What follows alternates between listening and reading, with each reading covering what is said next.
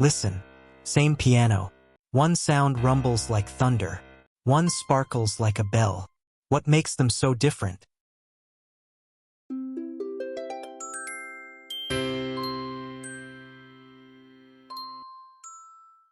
This is pitch. In the last lesson, you learned that every sound is a vibration. Pitch describes how high or low a sound is, and that depends on one thing: speed. Watch this wave. When something vibrates fast, it pushes the air in quick, tight ripples. Your ear hears that speed as a high sound. Now slow the vibration down. The waves stretch out wide and lazy. Your ear hears a low sound, a slow, deep hum. So fast vibrations mean high. Slow vibrations mean low. That is the whole rule of pitch. One rule every sound. Scientists count vibrations per second and call that number frequency.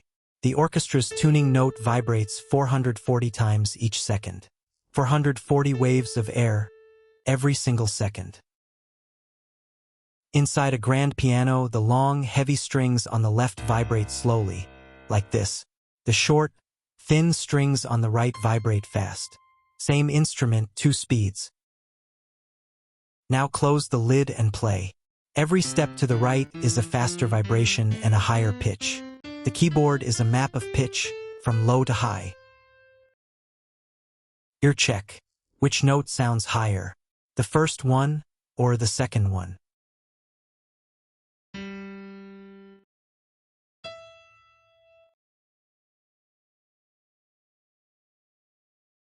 The second one.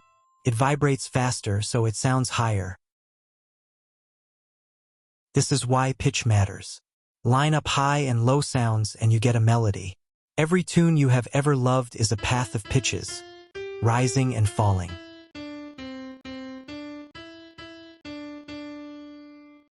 Your voice does it too. Sing your highest note, then your lowest. Remember, fast vibrations make high sounds, slow vibrations make low sounds, and pitch is the word for high and low. Next up, some sounds vanish in a blink. Others ring on and on. See you there.